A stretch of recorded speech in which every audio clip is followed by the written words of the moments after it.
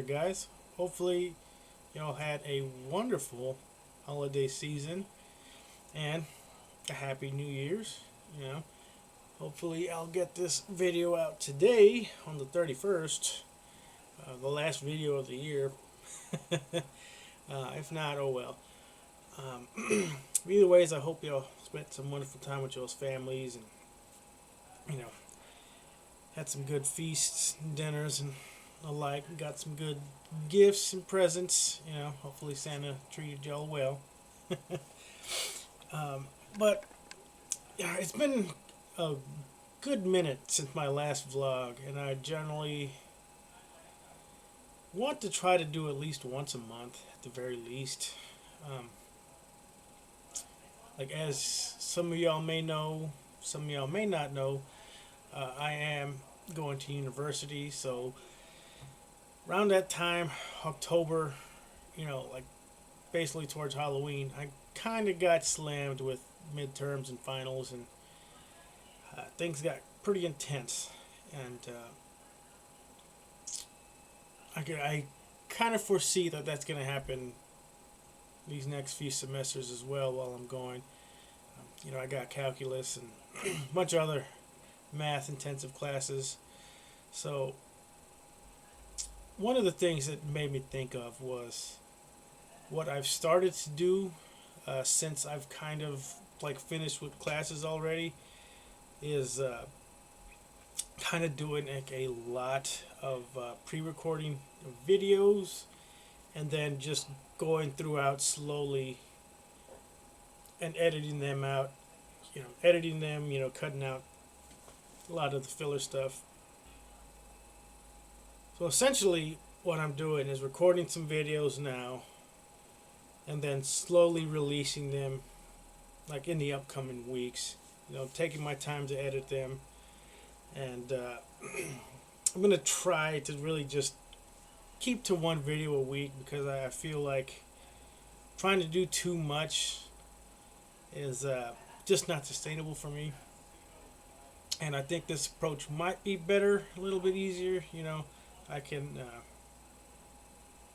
have a more sustainable output of videos.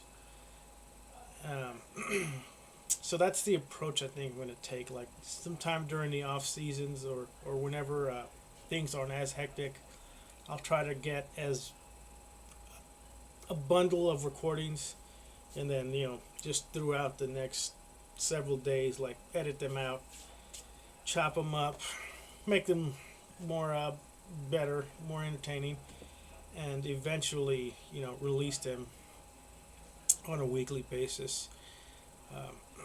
So that's kind of what I have in store right now.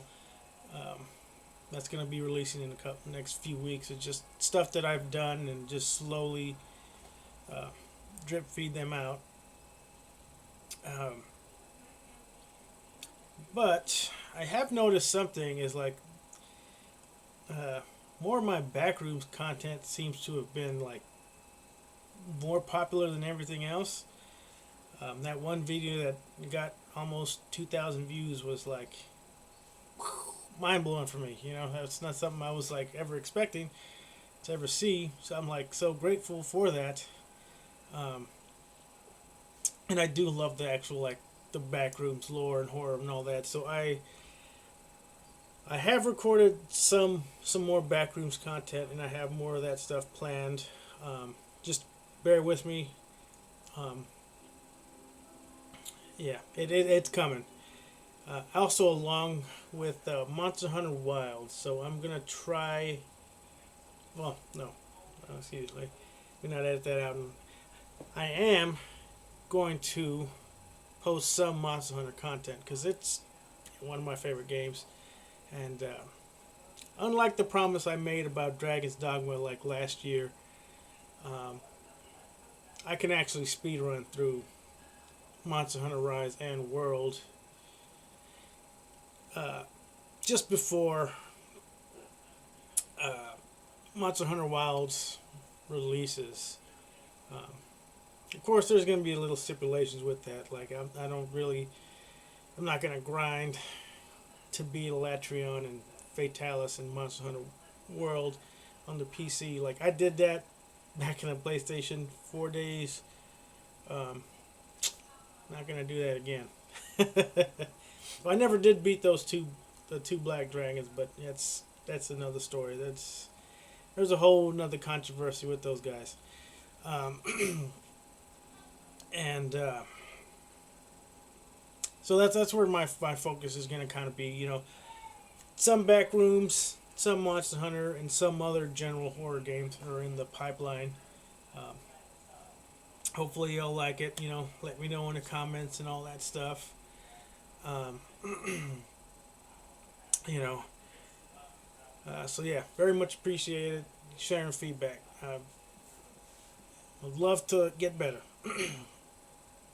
And speaking about getting better, I know one of the things I said I was gonna do that kind of got hindered during, you know, when midterms and finals were starting to really peak up, mostly midterms, was like I said I was going to review some haunted houses that I was going to. Well, the biggest problem I ended up having was I didn't really get a chance to go to too many because school was getting a bit overwhelming with some of the homeworks and some of the tests that I needed to just do and study for. So I was like, I had to make a decision, and unfortunately, it's just one where it had to get cut. However, I guess I'll briefly talk on the few that I did go to, which was really just three. 13th floor in San Antonio.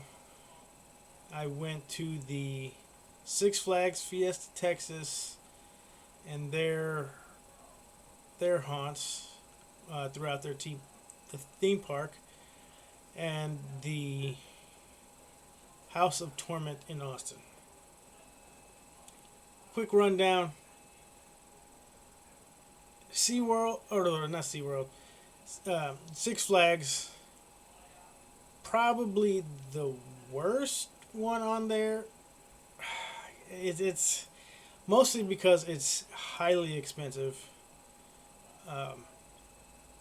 You know, in order to make up most of that money that you spend, you pretty much have to be there like all day, ride the rides during the day, and then when they open the haunts at night, basically just do all that. Otherwise, you're really not going to get your money's worth with just by going to the haunted houses alone. And it's a thing that I think kind of suffers is like some of those haunted houses where I would say they're pretty much the same. They had two new ones this year: the Conjuring and Stranger Things.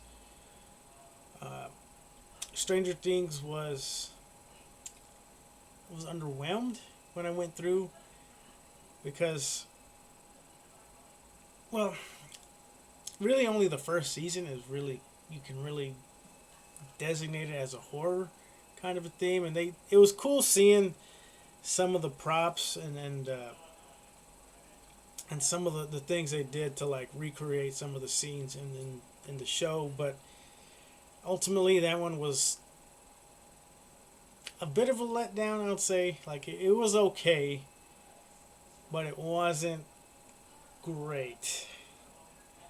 Now, for The Conjuring, by far the best one there. I was like, holy crap, seeing the Nun and Annabelle. I went through that one a couple times because I was like, that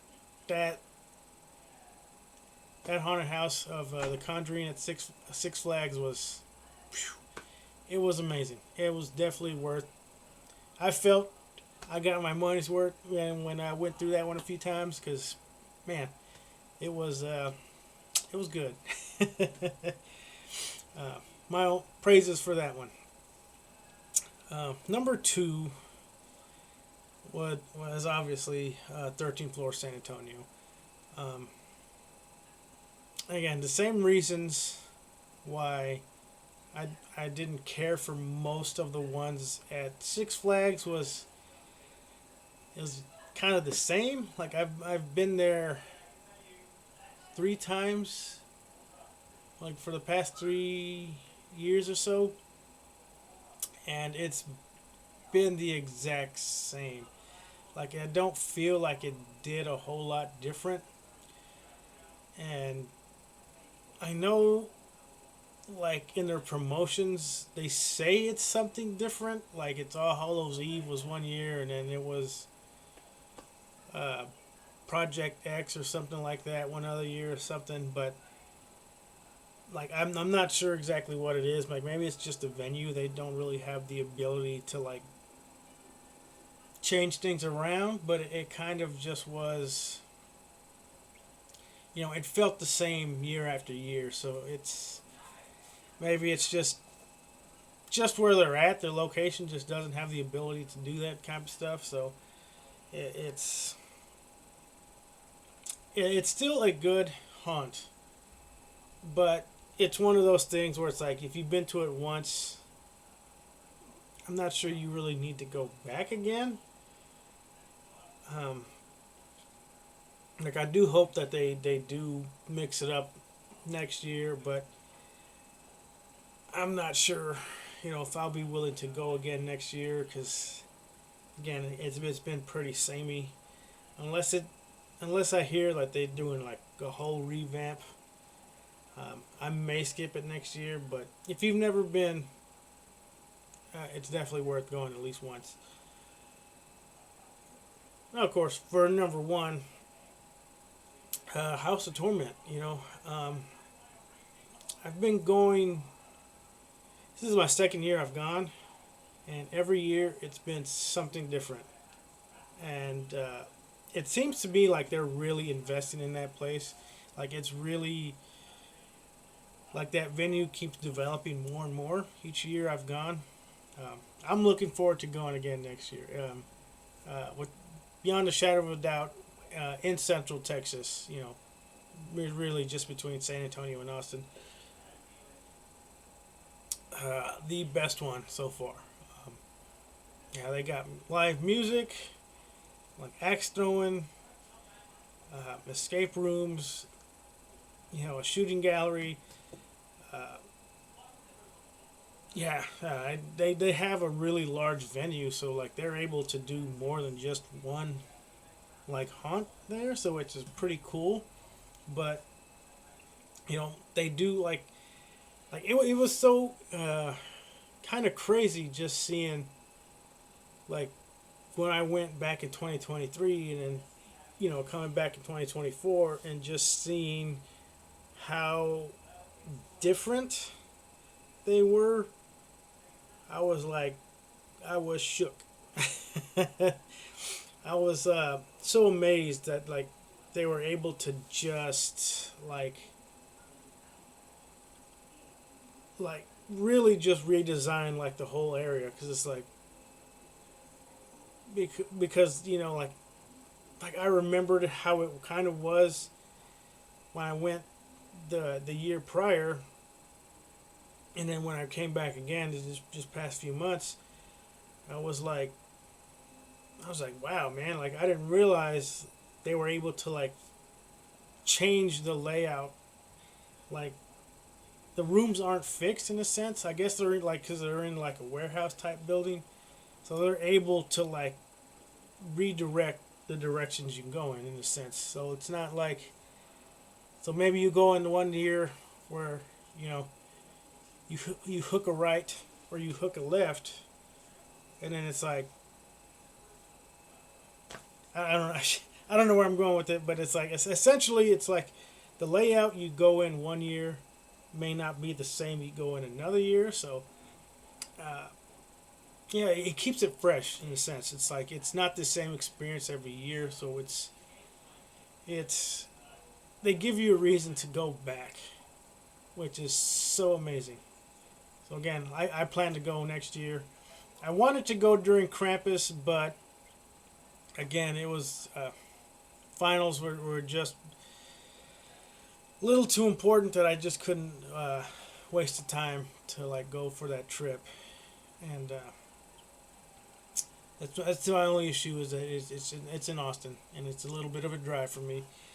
So, but other than that, yeah, it is by far one of the best haunted houses I've ever gone to.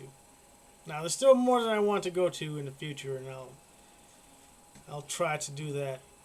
Uh, but with school, that's where it's going to get a little interesting because I really don't see myself going to too much. If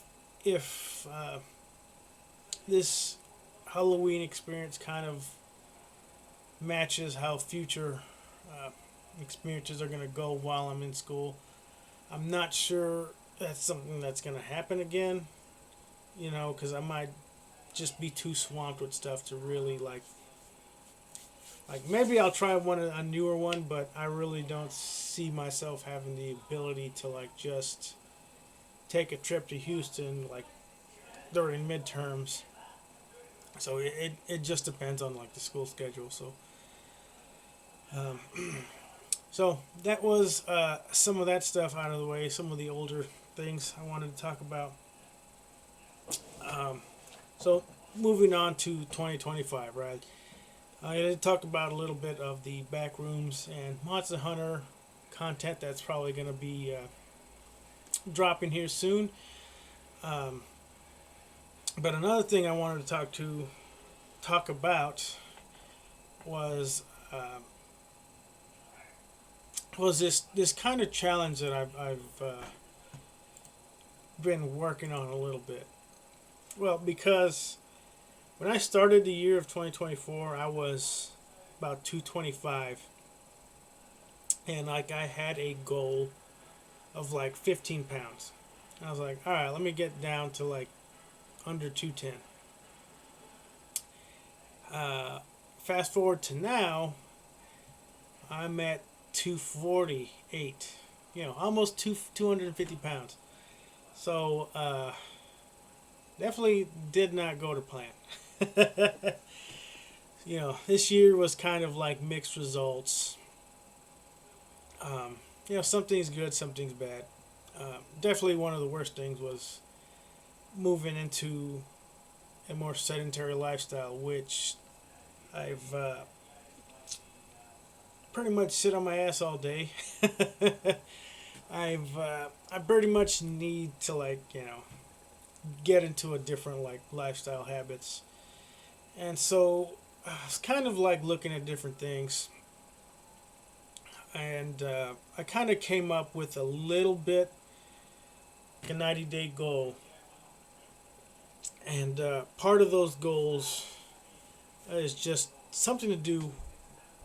You know, make sure something I do every day for those 90 days. And let me just go over them real quick. The first one is to just drink at a minimum, a minimum of at least a half gallon of water. I felt like a gallon was like too much.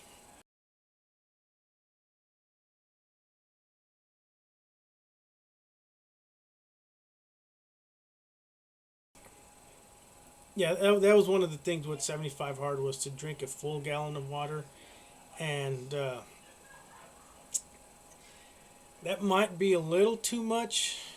Because at least at a minimum, a half gallon is, well, for me at least, that's typically enough. Um, Unless I'm like doing some kind of like crazy heavy workouts. Obviously, I go over that, but um, generally a half gallon, if I'm not doing a whole lot, or if I'm like inside studying, is more than enough for myself. Obviously, it changes person to person, but I kind of know myself a little bit, and half gallon is can pretty much carry me throughout the whole day. The other thing, the next one, is it's kind of an either or, preferably both.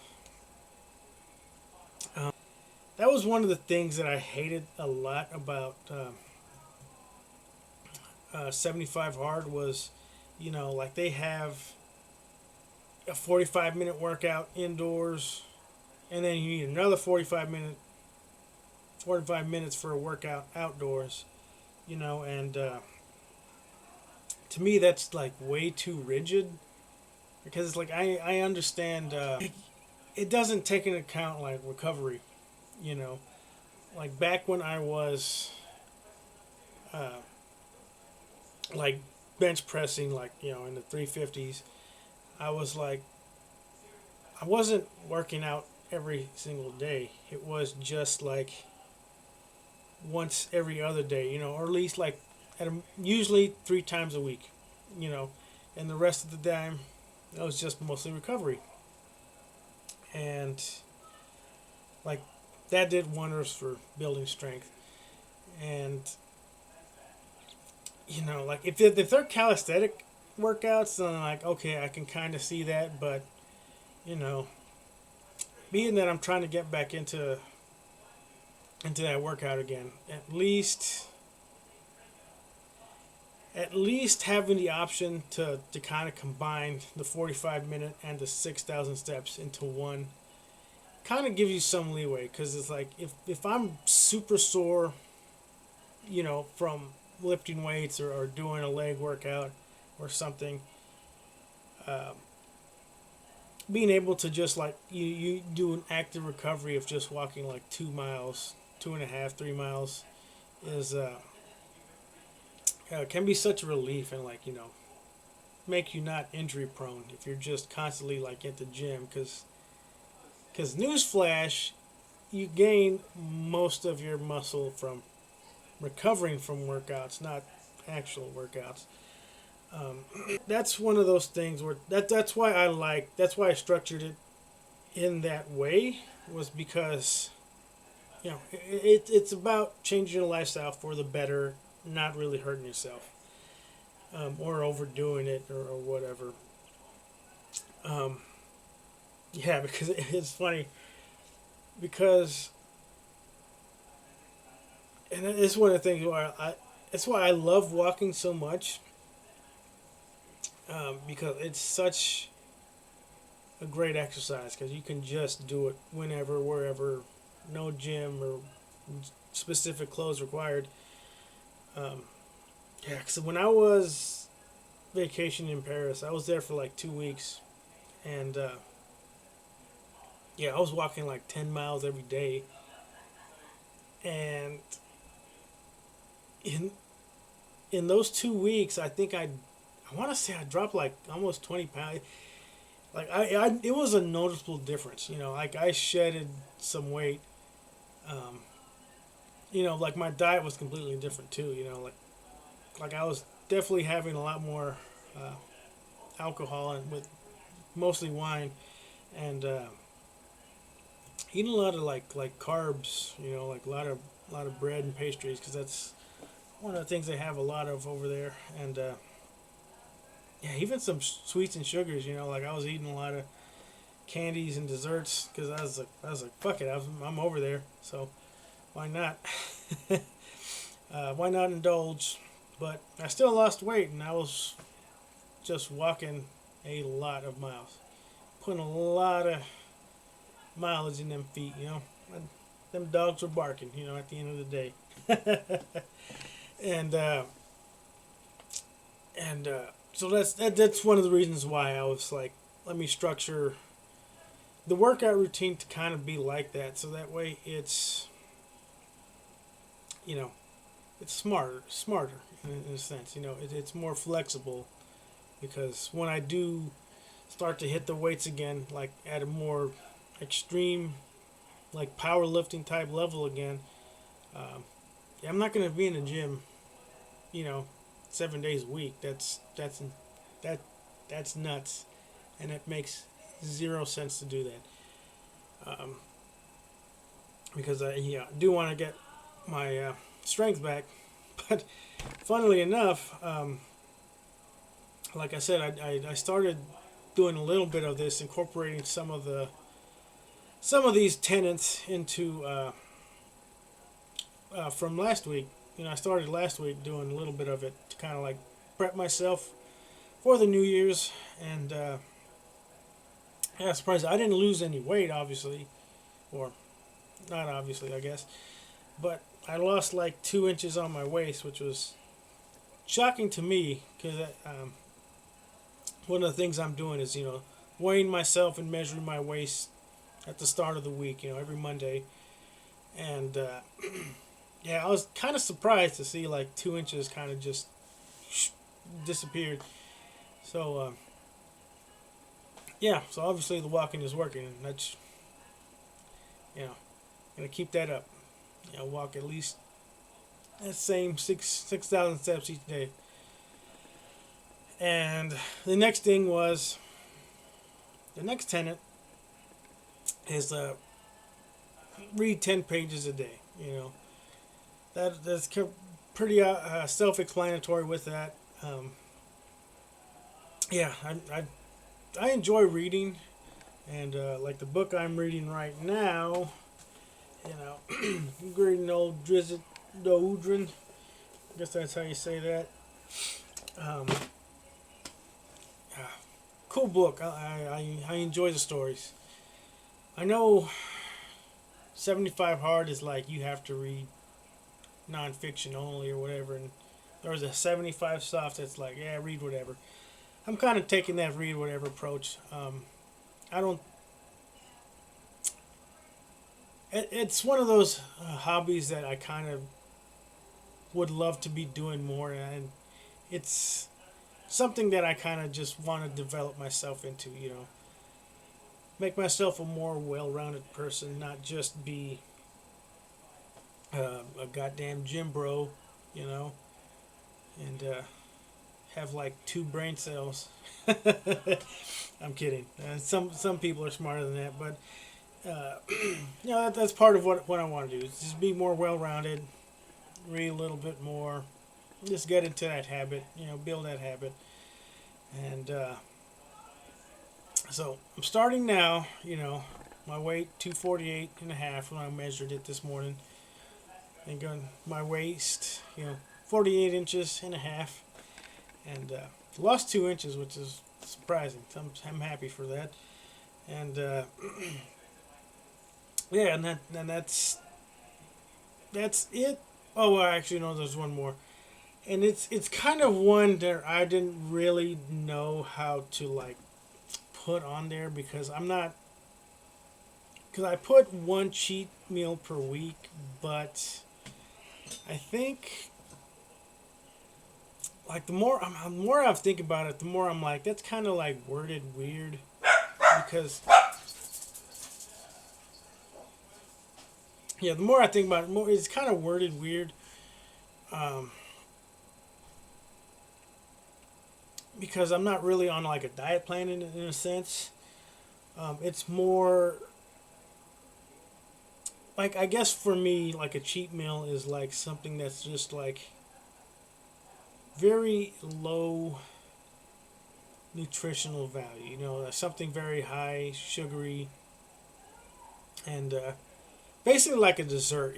A dessert once a week, and I think that's mostly fair. I put it on there because I felt like it needed to have something like that, but I wasn't exactly sure how uh, to word that because I don't believe in diets in a sense. I believe in like lifestyle changes. Like if because like the concept of going on a diet kind of implies you're gonna get off it at some point, but you really should focus on like the lifestyle change that it entails. Like searching for an alternate, more healthier option.